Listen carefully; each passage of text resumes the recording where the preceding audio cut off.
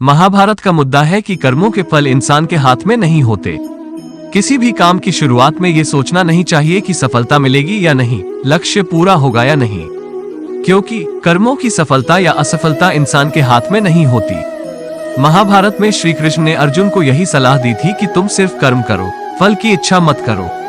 जो लोग धर्म के अनुसार कर्म करते हैं उन्हें सफलता जरूर मिलती है। ये बात महाभारत के एक प्रसंग से समझ सकते हैं। श्री कृष्ण ने अर्जुन को समझाया, तुम सिर्फ बेहतर कोशिश करो। दबवस द्वारा संचालित उस समय राजा द्रुपद ने राजकुमारी द्रौपदी का स्वयंवर आयोजित किया था। इस आयोजन में पांडव भी ब्राह्मणों के वेश में पहुंच गए थे। स्वयंवर में श्री कृष्ण भी मौजूद थे और वो ब्राह्मण बनकर सभी पांडवों को पहचान गए। स्वयंवर में शर्त थी कि जो योद्धा भूमि पर रखे पानी में देखकर छत पर घूमती मछली की आंख पर निशाना लगाएगा, उससे ही द्रौपदी का विवाह होगा।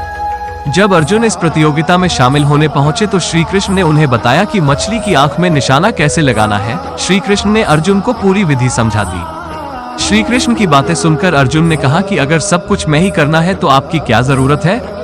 श्री कृष्ण बोलते हैं कि तुम सिर्फ वही करो जो तुम्हारी शक्ति में है और मैं उसे करूंगा जो तुम्हारी शक्ति से बाहर है। जैसे कि मैं हिलते पानी को स्थिर कर सकता हूँ ताकि तुम्हें निशाना लगाने में कोई परेशानी न हो। तुम सिर्फ बेहतर से बेहतर करने की कोशिश करो। श्री कृष्ण के वचन पर चलकर अर्जुन ने बेहतर करने की कोशिश की और मछली की आंख में निशाना लगा दिया। इस प्रसंग से हमें ये सीख मिलती है कि हमें बेहतर से बेहतर कोशिश करनी चाहिए। कर्म करते समय फल की चिंता नहीं करनी चाहिए। अगर फल हमारे हिसाब से नहीं आता तो निराश होने की जगह उससे सीख लेनी चाहिए। अपना काम ईमानदारी से करेंगे तो सफलता जरूर मिलेगी। एक बहुत ही गरीब महिला थी जो भगवान श्री कृष्ण पर बिल्कुल भरोसा करती थी। एक दिन उसकी स्थिति बेहद दुखद थी। उसके घर में खाने पीने के लिए कुछ नहीं था।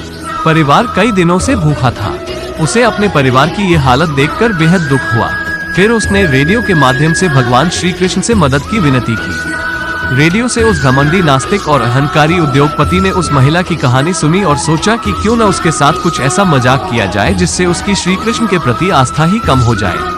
उसने अपनी सेक्रेटरी को आदेश दिया कि ढेर सारा खाना और महीने भर का राशन उस महिला के घर पहुंचाओ और जब वो पूछे कि ये किसने भेजा है तो बस बोल देना कि शैतान ने भेजा है।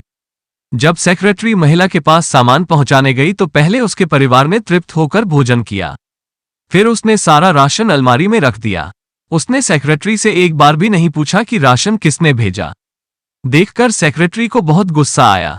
तब उसने महिला से कहा कि क्या आपको इस बात पर कोई उत्सुकता नहीं है कि ये राशन आपके घर भेजा गया है, और जब वो महिला पूछे कि ये किसने भेजा है तो कह देना कि शैतान ने भेजा है।